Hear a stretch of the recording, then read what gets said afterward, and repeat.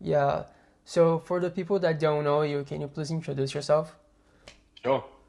So my name is Liam. I'm a lead security researcher at Spearbit, uh, and I've been in the audit space for about 3.5 years now. Yeah, it's been a long time, and I kind of started my journey at Sigma Prime, and then transitioned to doing some coding on the side and other things, kind of during COVID because I had all this free time. I had nothing else to do, so I was like, may as well do some extra bug hunting and kind of built a reputation for myself through that platform and leveraged that to do some independent work and kind of been doing that ever since. And it's been uh, a very fun journey to work with like super smart people from Spivet and also just to like I guess work with different contest platforms and see the type of work that each of them are getting and kind of yeah just kind of moving around to sort of fit into what my style of work is.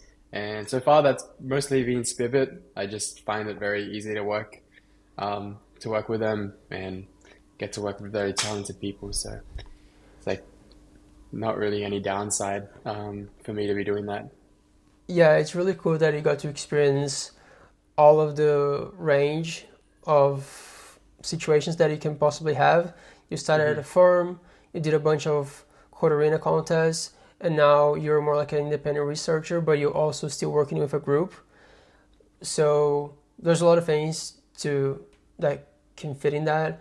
Maybe let's talk about how did your auditing process change from when you were at Spearbit, and then how was that different from when you were looking at contests, and how did that evolve to now where you're mostly doing Spearbit? Right.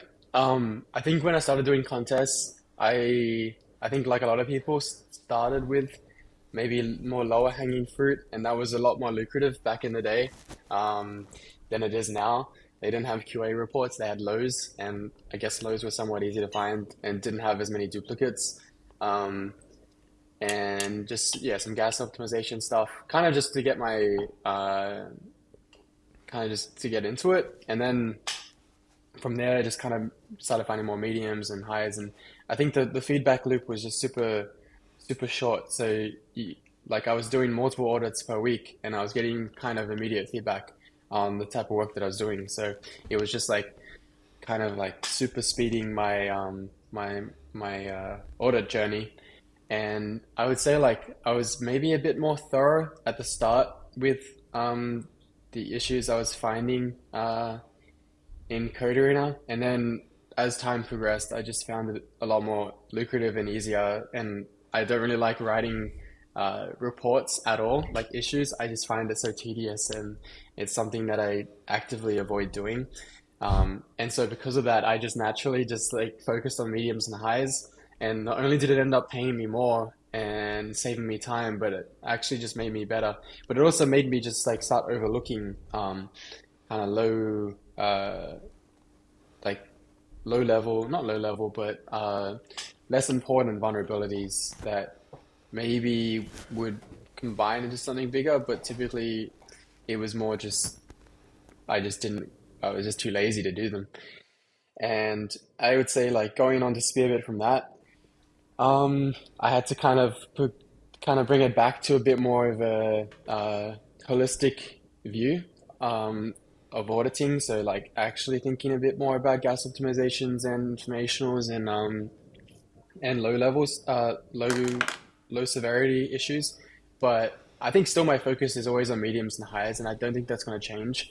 I think the good thing about Spearbit is that you're teaming up with different types of auditors who have different ways of seeing these things and maybe have different focuses.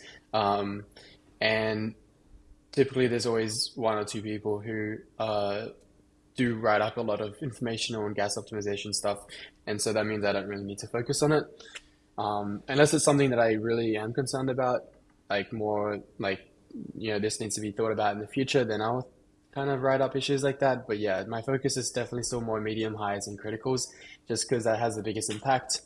And yeah, I'm also just lazy. So like if I was doing Immunify, I would also be doing the same. Like I wouldn't be looking for low stuff. If it happens, like you see it. I mean, that's fine. But yeah, the criticals are what clients care most about, and it's also typical. I mean, it's what pays the most in contests, but it's also what brings clients coming back to Spearbit too. So there's Yeah, that net makes positive in sense. every way.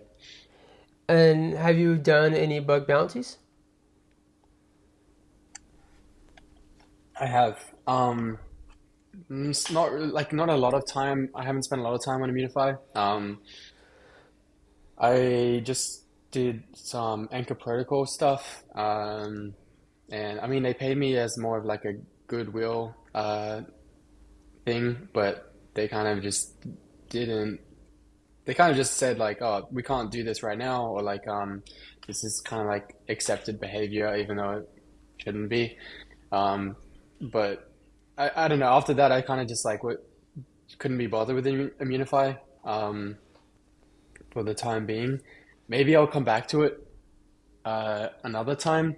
It also seems pretty competitive, but uh, I don't know how true that is. Like, it seems like every new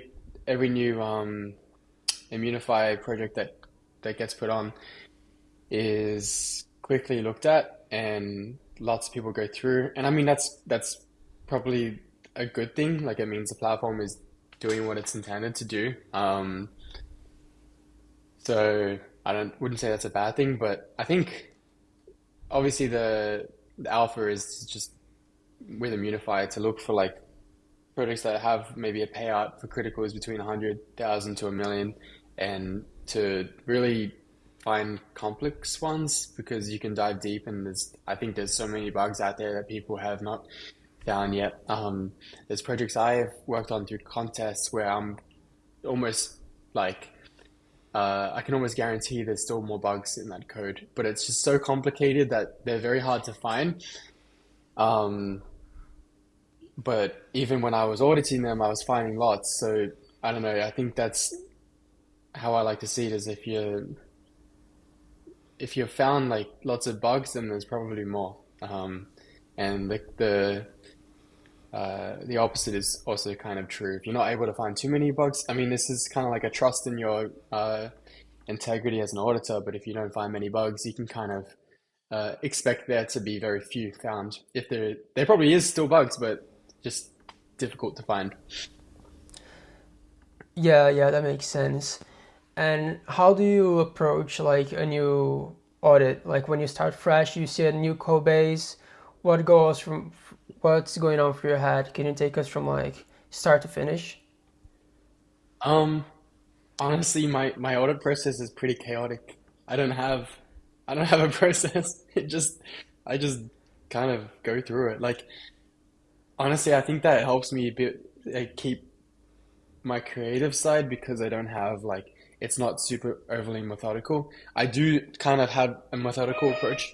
But yeah, I don't have like I have a methodical approach towards the end, and then I kind of just yeah, at the start, just kind of bounce around, look for kind of cool things to check out and understand. But yeah, I think there's a time and place for both, and it's just a matter of like fitting them in at different times of the audit process.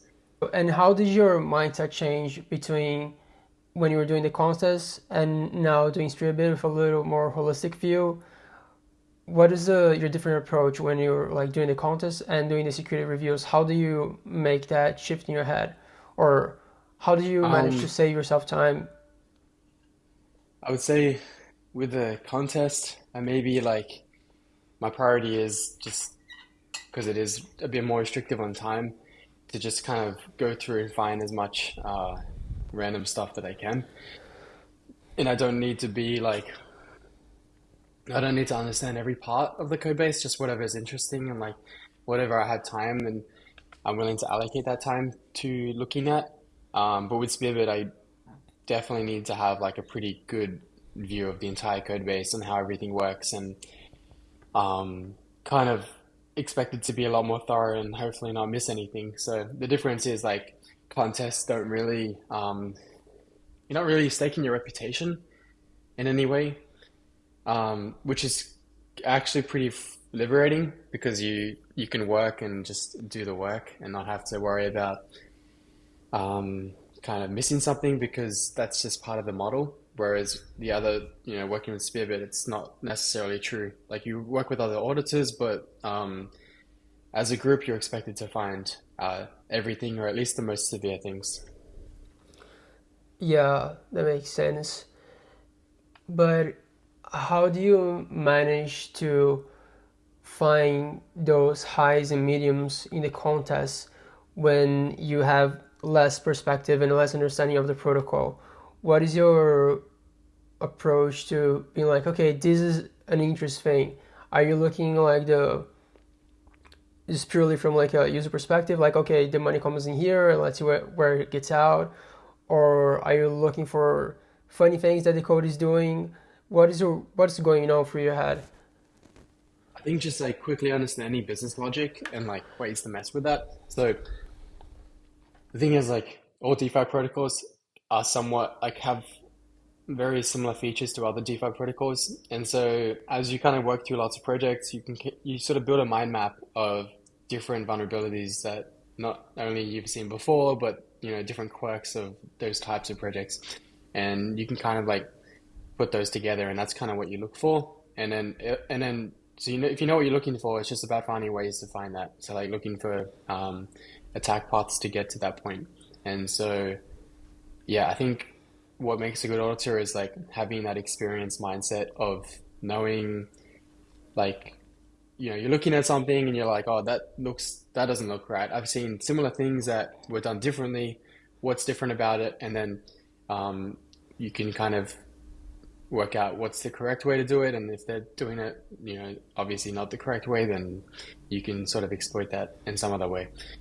So yeah, it's just knowing what to look for, I guess. I mean, it can be as simple as that. Yeah, no, that makes sense. I feel like if Yeah. you build enough experience and just having that implicit knowledge, you can just kind of go through things and you just hmm kind of know when something looks fishy just by intuition. hmm For sure. Sometimes it's hard to put your finger in it, but you just look at it and you're like, I'm not sure about this one. And I agree. then it Yeah. just leads you down a path. You're like, oh yeah, I knew there was something here because that just looked weird the way they did it. hmm And it's very different when you're doing a contest usually because, I mean, most people at least work alone in contests. But in Spirit, you do teamwork. So how does that change your way of approaching things? And do you like working solo or do you like working with a team better? Definitely working with a team. It keeps me like motivated.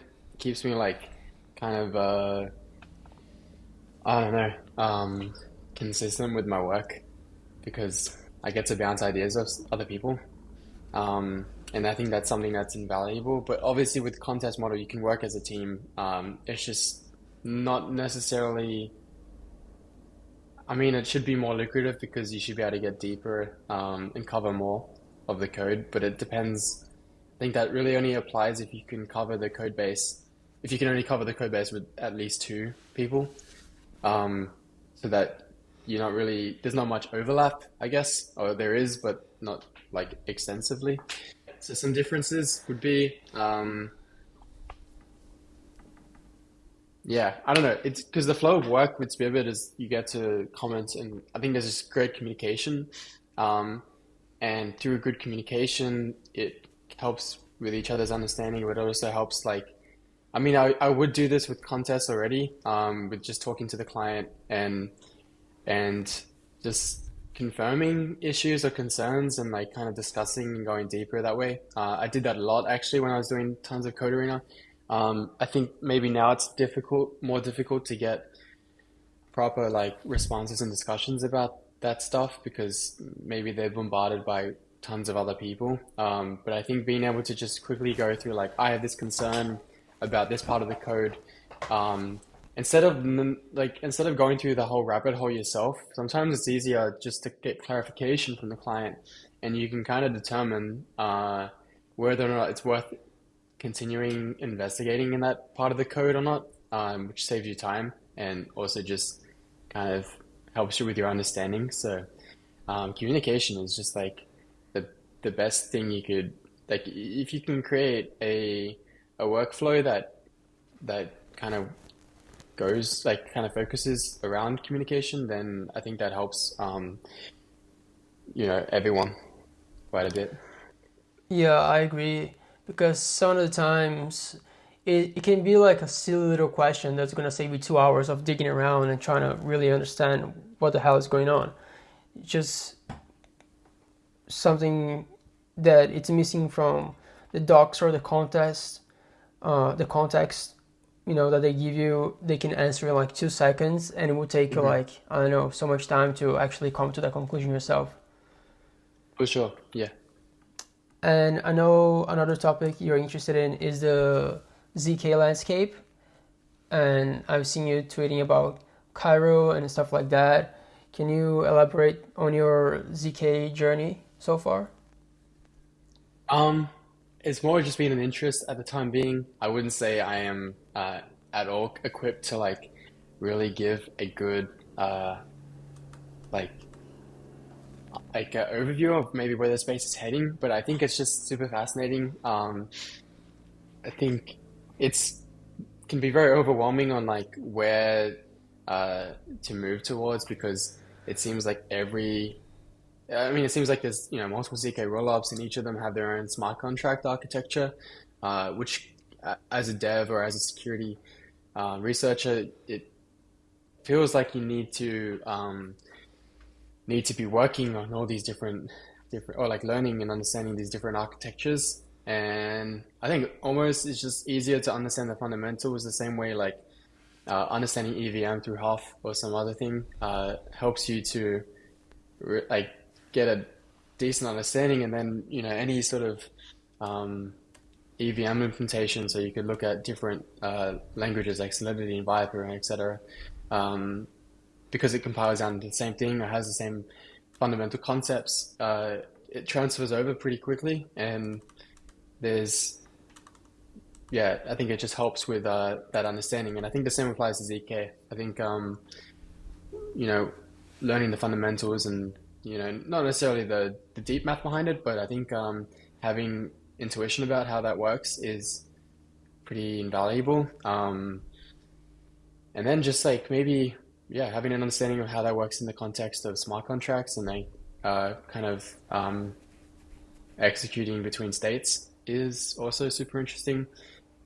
It seems something that it seems like it's something that's kind of destined to be. And so it's just a matter of when, not if. And so I think being prepared for that is, a provides you with a pretty good edge as an auditor because the thing is like these languages have some of them have like transpilers between EVM um, and their own language, but I think that has limitations, and I mean the thing is like all the developers are pretty much in Solidity, in like kind of EVM based architecture. And the struggle is always going to be like, how do you migrate tons of those devs over to the ZK landscape? Um, and I mean, that's one like having transpilers is one thing, but that's not going to be enough because that's still like I think a bit more restrictive in what you can implement because it is a different architecture. So it'd be interesting to see how that goes because ultimately whoever gets the devs gets everything else, gets the liquidity, gets the security people then coming across, and it's hard to bootstrap these things. So I honestly I've got no idea what's going to be the the winner per se. Probably a few of them, but ideally it'd be I don't know. It doesn't seem like anyone is like really actually working in this stuff. Maybe like they're doing audits and circuits like Circom and Halo 2, but I think even those won't necessarily be key. I still don't even know what ZK Sync has their circuits written in for the contest they're doing in Code Arena. Couldn't find it actually. Are you gonna participate? Maybe. I don't know. I haven't fully decided yet. I kind of wanted to create a team for it. Um, and have like kind of bring the best from, both worlds, like EVM smart contract stuff, and then also some ZK people, and then use that as like a learning, like a way to learn both, I guess. So like have those, just like kind of learn on the side and then apply those, whatever you're learning as you do the audit. Yeah, I feel like Pretty it's gonna interesting. be a great learning opportunity for everyone involved. I know a lot of people are just binging ZK content for the past few days, trying to catch Yeah, up, even though I think that's highly unrealistic. I think it's a I good agree. excuse to try and like put your feet in the water and like see how it is and get more familiar with it. Yeah, I think And ideally it'd just be easier to get someone who's already deep in the ZK and then work alongside them and just sponge off them. And then obviously you provide um, a pretty good skill set on the smart contract side. And then you can hopefully piece those things together. yeah, I agree. I agree. The tricky thing though is that there are not many ZK experienced people, right? Not at It's only all. a handful of them that you can actually sponge off of. Um, Yeah, like I look at the contest for not the contest, sorry, the Spearbird audit for the Polygon ZK VM, and you look at the lead security researchers, they brought people in from the EF because there was no one else they could bring in. So the EF, and I think most like, yeah, the EF mainly has all the people who are actually working on research that's related to ZK, and other things too. So, uh, but they're not exactly incentivized the same way, as security researchers. So hard to know if they would participate in the contest or not, but I guess we'll see. It might like I really have no idea what the turnout is going to be. I mean, Seaport was interesting because it definitely filtered out a lot of people, and it also brought in very talented people as well. And they were the only ones who actually kind of did well in the contest. Like it was very much like a handful of maybe 10 people. And basically every single one of those people either hadn't competed in Code Arena or hadn't competed in a long time. So I think the same thing will happen with ZK Sync. yeah, I agree. I think we're gonna see some names that have never competed before, and they're gonna take everything. I agree. Yeah, it's gonna be wild. It's gonna be a fun time. I don't know how the contest is structured, if it's 1.1 million by default, or if it's similar to Seaport, where if mediums are found, then the contest pot gets increased, and then if a high is found, it gets increased a bit more. I'm guessing Yeah, it's I would somewhat assume like that. it's yeah, I would assume it would be something similar as well. Imagine 1.1 million spread across QA. That'd be wild. I'm just gonna submit like a typo, and I'll be good. I'll be set for the rest of the 50,000 year. right there. Yeah. It's a good payout. Yeah, I think for Seaport, I submitted something so silly. It was like I don't remember what it was, but it was like something so silly because I just felt like I had to give it a look, and then I gave it a look, and I was like, whoa. At the time, it was like way above my wheelhouse. I don't even know is that a saying above my wheelhouse? Anyway, Your uh, willpower? Is I that a don't know, Brazilian like saying? I don't know, above my like at the time But was I way get what you above my mean. skill level. Yeah. Yeah, yeah, yeah. Um, but it still like managed to submit like one or two silly little things, and I feel like I got like $600 or something. I was like, whoa, Yeah. this is weird. Um, Maybe I wouldn't get away with that anymore, but yeah, I think also just a lot of people looked at it the same way and were like, oh, yeah, this is uh, too much. I remember because I actually judged the Seaport contest, and I copped a lot of shit because I closed a lot of QAs and gas optimization stuff that wasn't like a minimum standard. But I guess that was kind of too arbitrary, and I had to kind of go back on that, and they had to oh yeah, I change remember that. Yeah. the reward mechanism to make sure that it wasn't bad. Because I basically said like this is not Sybil resistant because you could submit the smallest thing, and if you're downgraded as the lowest, you still get quite a bit of money. Um, and the thing was, you're basically taking away money from like the best reports, and yeah, so they changed the mechanism for that. But I had to open up a ton more reports back up after closing them because people were like, "Why are you doing this?" I'm like, "It's because like you submitted like one issue in a report. Like I feel like there's just got Yeah, to I be a remember minimum you caught standard a, for it this was like a stuff." heated discussion at the time. Yeah, yeah, Because I think but that you decided to change the rules like mid contest or something, or like, while you were judging it, like, yeah, what, I think something else. Yeah. I don't know if my whatever I submitted was one of those or not. I yeah. I assume don't it was remember. because it was like, I don't know, in my head at least, I remember it being like something so silly. Mm. Um, but yeah, no, that was a fun experience nonetheless. And what are your plans for the future?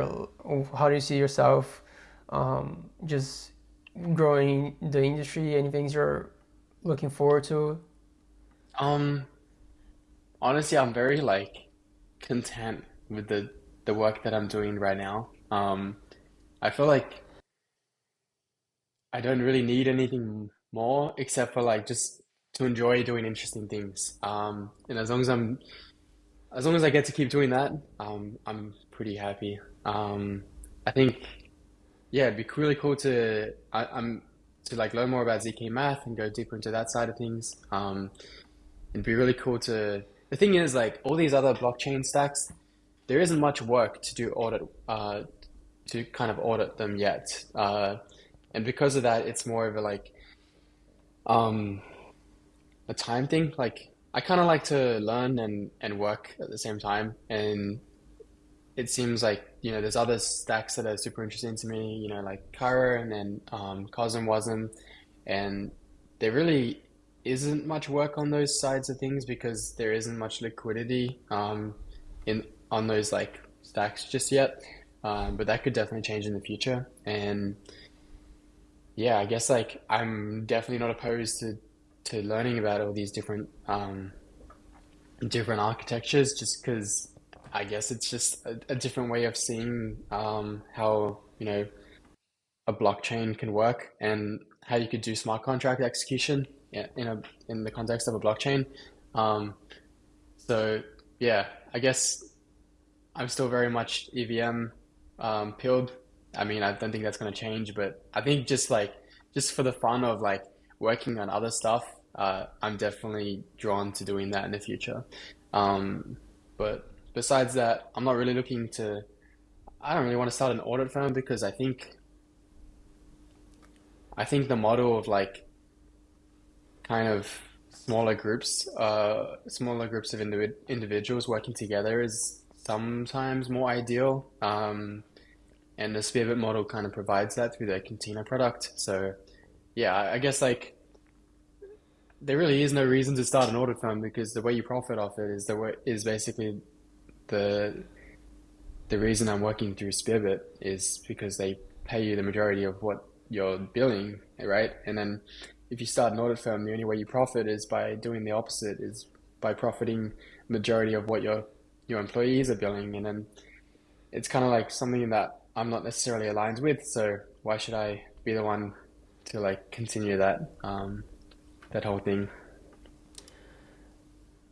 Yeah, that makes sense. It's just different models for different scenarios, I guess. I think different companies will have their own set of needs, and sometimes a firm would be necessary just because Mm, like the company structure and things like that. But on the other hand, like you can still get like really good security by going through like more independent researchers like you and other guys at Spearbit. And even like the contest model has its own space there in the security stack at some point as well. So I think it's fair. I mean, if you're already like someone's gonna have to have the upside, right? Like in Spiritbit, that goes more towards the security researchers, but in a firm, it goes more towards like maintaining the firm as a whole and like the marketing and everything. yeah, Um, I just think for like consultancy based work, it kind of makes sense to me that the work should be like the company should almost be owned by the employees of sorts. At least like they should have kind of clear incentives to have the company succeed. And I mean that can be done through equity, but equity is not always like it. Obviously, it often gets abused. So I think like even better is just to have zero sum, like basically a non-profit company, so everything gets distributed to the employees, and you can be, I mean, you can be arbitrary about that, or you can just, I've seen, I know companies which are structured with like, uh, kind of like partner shares, and basically the longer you've been working there, or you can negotiate at the start, you kind of work towards like a full partner share, and then basically the profit gets distributed based on like how much you hold completely between all employees. And so it's clearer like kind of how you can progress in the company, and also you also profit by bringing in people and mentoring them, and then like kind of having them grow. So uh, yeah, I think that's also an interesting model, and I think there's only one company I saw that does that. Yeah, I think there's a lot of opportunity to try different models, especially for the kind of work that we do, because there's different ways to play with the incentives for researchers, right? So even like a traditional company where your compensation it's tied to your performance on the audits could be something worth looking into, and there's so many like hybrids and places in between of all the different models that people could try out. I feel like we're gonna see more and more things. People are gonna try more and more things. My hypothesis is that as we have more and more like skilled security researchers, the more entrepreneurial ones are gonna, try different tactics. Like we're seeing this new model of paper vulnerability popping up right now, which is an interesting model and makes sense from some use cases, but of course not for anyone by a huge margin. So I feel like there's a lot of different things are gonna pop up in the future, and people are gonna probably find different product market fit according to a different type of client. And yeah, I feel like now in the bear market, I think people are still just, bracing and just, putting their heads down and keep going. But the next boom, I think is going to open up room for a lot more experimentation and like see what can we do differently this time. Yeah, it'd be interesting to see what works, but I mean, it's cool to see that all these different types of models are being tried out, because it is very it is something that is really only tried and tested in crypto. And I guess that's kind of like a positive thing that we're seeing this sort of experimentation. I have no idea what's going to be the ideal model. I mean, I'm still very like, I'm kind of spearhead pilled. So I think uh, the cantina model is pretty solid. Like, it's not trying to be competitive. It's not trying to do anything different. It's just trying to piece together a fragmented market, um, and create just more clear like deal flow for that as well, and have like niche teams for different types of audits. And I think I don't know. I think it's a great way to structure things, and maybe they can integrate like different types of like options for different types of models. Like, you could advertise a paper vulnerability model on Cantina, and like it kind of just like means that all these ideas can be brought into one place. So it'd be interesting to see how that goes. Yeah, yeah, I think it's a good arena to try different things, For and sure. maybe one of the few places where it, like, I don't want to say falls short because it's not really trying to do anything like that, but um, something that is not set up to do it's to like maybe I guess it kind of can do that in a way where it's more set up like a traditional firm with some sort of like contest compensation inside the firm itself. I don't know. Yeah, there's a It's lot of like an things that invitational contest. Not really. like Like within the let's firm? say, I wouldn't say invitational, just like compensation based. Like the same way, let's say if you're a sales guy, you get a performance bonus if you like sell more clients or whatever, or if you're Mm-hmm. working finance, like you meet your quota or whatever, you get a bonus.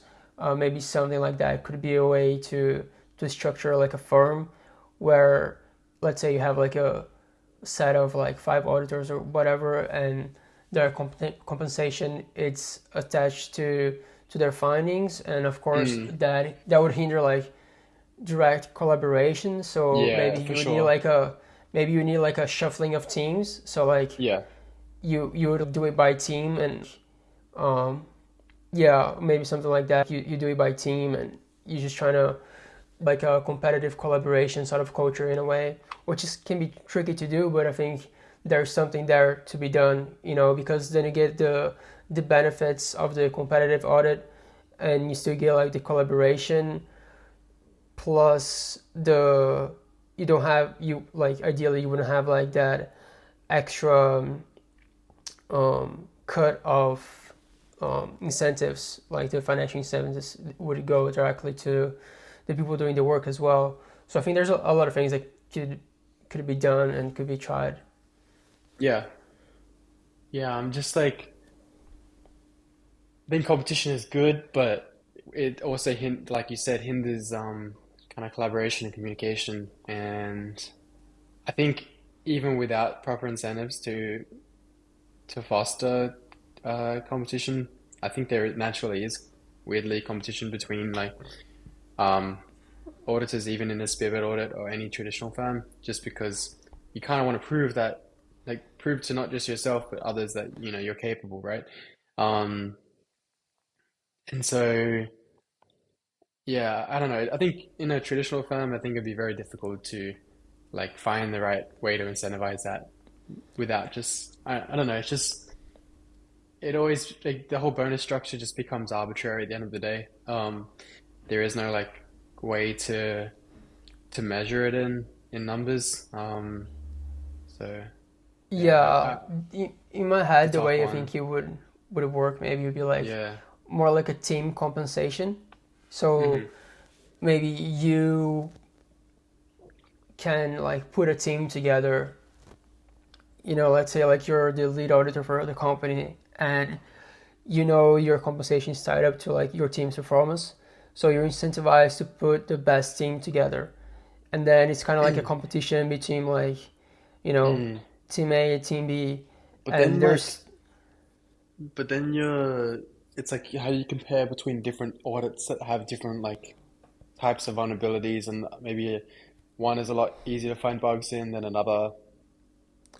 yeah, then like that would be a different charging model as well, right? That would probably Mm. need to be like uh, an ongoing engagement, and some like the type of deals would be different, and you probably would need to sell it in a way where like you're getting like two audits from different teams under the same umbrella, and like that's why they're incentivized to like perform better and stuff, Yeah. and just kind of But come then from that the more you perspective.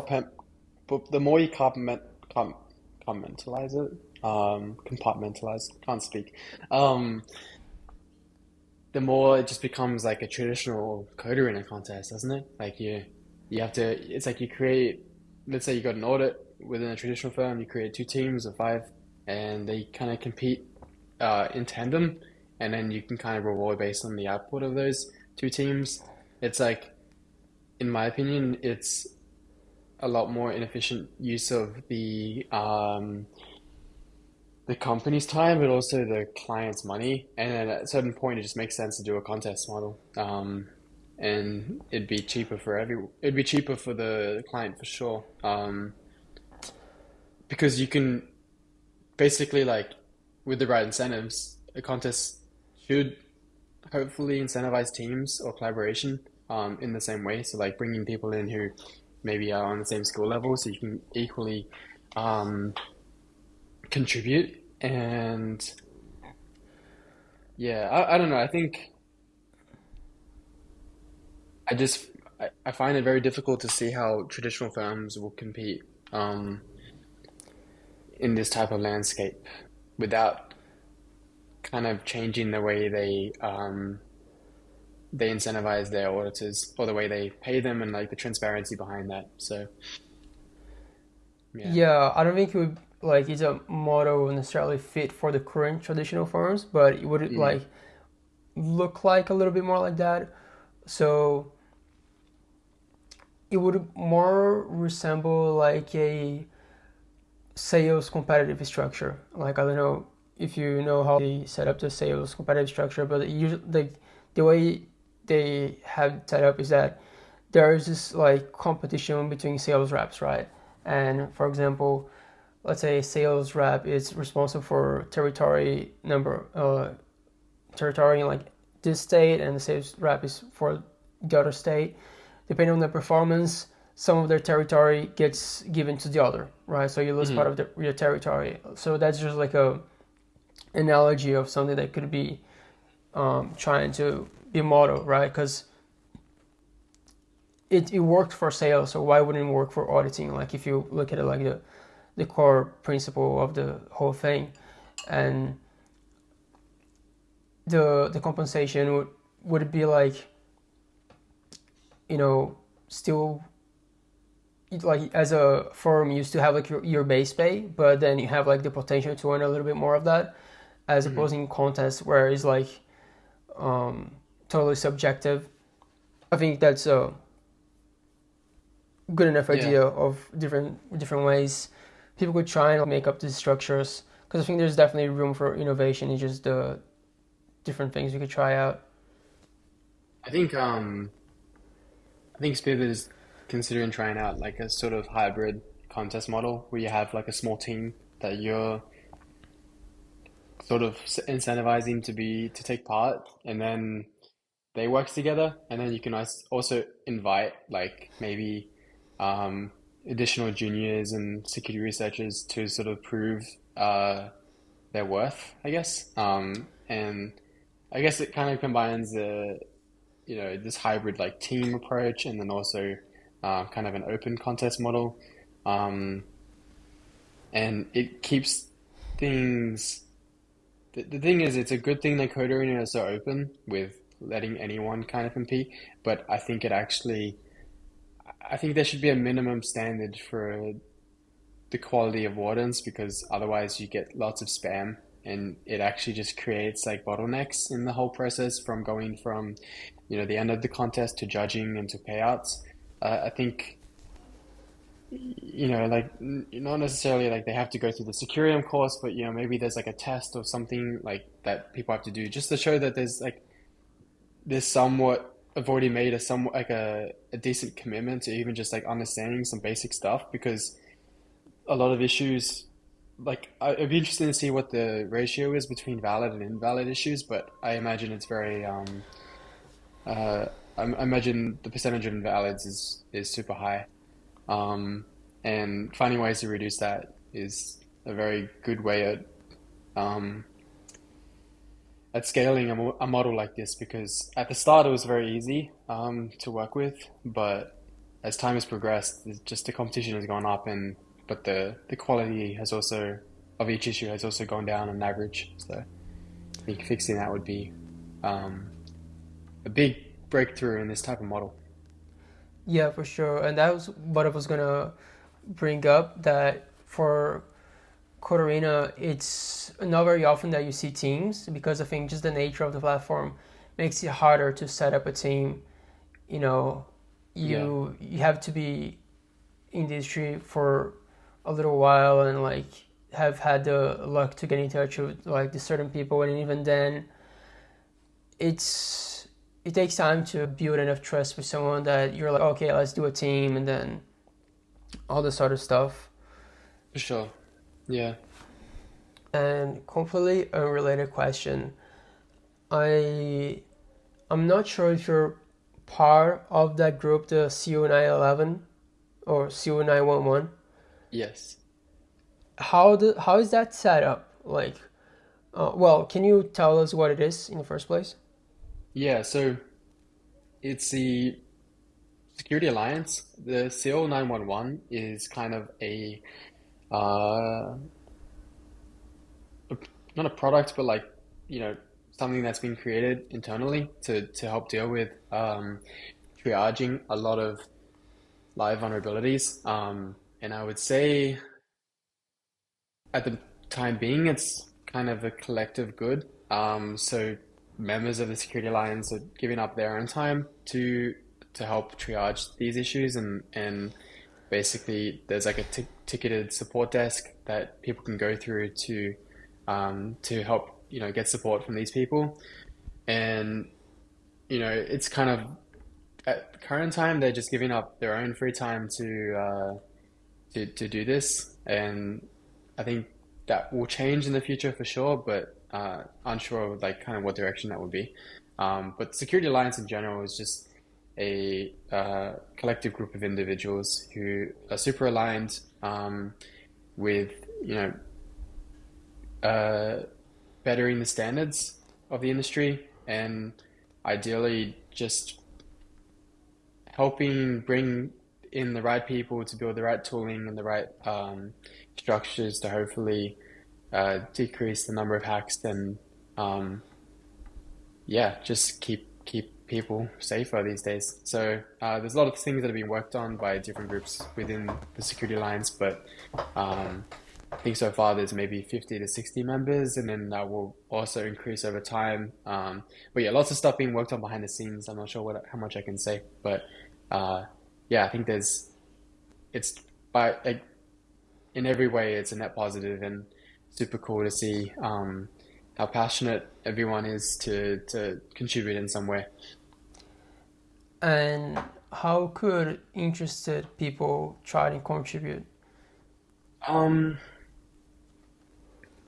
Honestly, that I think that's still kind of like I think it's still kind of word of mouth, like kind of people refer people who would be interested or have something that they want to work on, and maybe they seek or they kind of go to the Security Alliance to ask if anyone else is interested in working on the same thing, um, or whether or not it's something that would be useful uh, to to be involved in.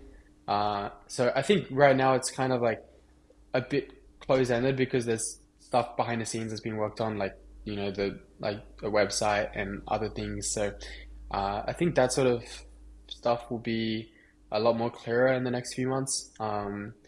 But yeah, there's still lots of moving parts that kind of need to be done first. But I think like you can always, I mean, the members are somewhat public, like at least if yeah, majority of them. So you can always reach out to people who maybe would already be interested in working alongside a similar type of goal. And who are some of these members, if you can share? Um, I think, yeah. Uh, I mean, Sam's easy son is one. Uh, Kind of like notable security people in the space you would think about normally would typically be members of the Security Alliance at the time being. So it's kind of some security leads or like heads of security at different audit firms would be part of it. I know there's some folks from Jump Capital, A16Z who are also involved. Yeah, just kind of like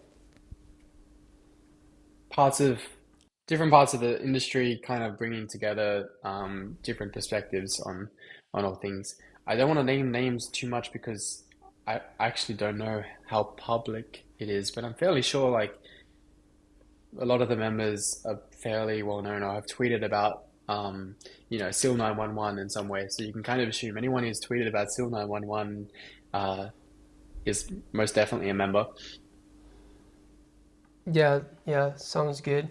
We also don't want a lot of people spamming those people as well, I guess. Yeah, I mean, believe it or not, there isn't as much spam, but I think there's just people who are reaching out after a hack has been done, and it's just like, you know what, like there's It's nothing that too can be late. done. Like Yeah, it is too late. And maybe there's a different type of service that needs to to be provided because there are lots of talented people in the industry who are very good at tracking down criminals, and maybe we can kind of bring in that as a service. But yeah, rug pulls are like pretty straightforward. You know who did it. Uh, unless you can trace them through some other means, it's very difficult to work out maybe who that person is. Yeah, yeah, fair enough. Well, it's been a pleasure, man. It's been really cool talking to you. Yeah, likewise. Thanks for having me on. It was great.